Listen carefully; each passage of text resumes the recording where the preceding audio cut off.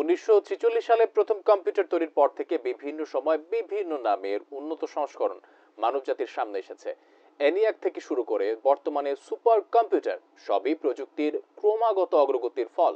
এই উন্নতির ধারাবাহিকতায় আরো এক ধাপ এগিয়ে জাপানে চালু হলো বিশ্বের প্রথম হাইব্রিড কোয়ান্টাম সুপার কম্পিউটার। কিন্তু কি এই হাইব্রিড কোয়ান্টাম সুপার কম্পিউটার? বিস্তারিত বিশ্ব প্রযুক্তির ইতিহাসে একটি নতুন অধ্যায়ের সূচনা হয়েছে।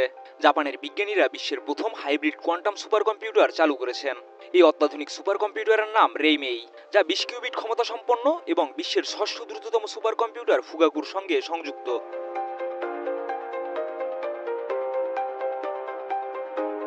টোকিওর কাছাকাছি সাইতামা অঞ্চলের রিকেন সায়েন্টিফিক ইনস্টিটিউটে স্থাপিত এই কম্পিউটার প্রচলিত সুপার কম্পিউটারের চেয়ে অনেক দ্রুত জটিল সমস্যা সমাধান করতে পারে। নির্মাতা প্রতিষ্ঠান কোয়ান্টামো এবং রিকেন যৌথভাবে জানিয়েছে, পদার্থবিদ্যা ও রসায়ন গবেষণার জন্য এটি ব্যবহৃত হবে।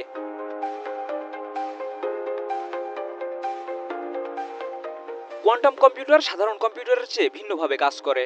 যেখানে প্রচলিত কম্পিউটার এক অথবা শূন্য হিসেবে কাজ করে, সেখানে কোয়ান্টাম কম্পিউটার একসঙ্গে একাধিক সম্ভাবনা গণনা করতে পারে। ফলে সুপার কম্পিউটারের যে সমস্যা সমাধান করতে 1000 বছর সময় লেগে যেতে পারে, সেটা কোয়ান্টাম কম্পিউটার নিমেষেই সমাধান করে দেবে, যা গবেষণার ক্ষেত্রে বিশাল পরিবর্তন আনবে। অ্যান্টিব্যাকটেরিয়াল অ্যাডিটিভ যুক্ত সেরা ওয়াটার ট্যাঙ্ক বিশুদ্ধ পানিতে ব্যাকটেরিয়া জন্মাতে দেয় না।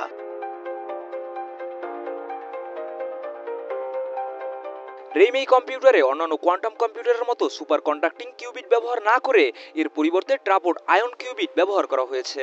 এই প্রযুক্তিতে চার্জযুক্ত পরমাণু বা আয়নকে চুম্বকীয় ক্ষেত্রে আলাদা করে রাখা হয়।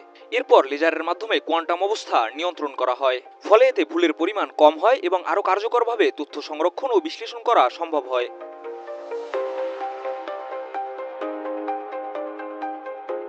বিশ্বের প্রথম কার্যক্ষম হাইব্রিড সুপার কম্পিউটার হিসেবে রেইমেই ফুগাকু প্রযুক্তিগত দিগন্তকে নতুনভাবে উন্মোচন করছে।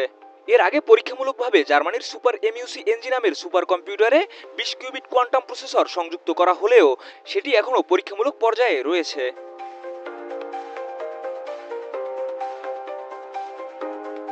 কোয়ান্টাম কম্পিউটিং এর এই অগ্রগতি প্রযুক্তিগত বিপ্লবের দুয়ার খুলে দিচ্ছে। ভবিষ্যতে এটি ওষুধ আবিষ্কার, জলবায়ু গবেষণা, সাইবার নিরাপত্তা এবং অন্যান্য বৈজ্ঞানিক বিষয়ে যুগান্তকারী পরিবর্তন আনতে পারে।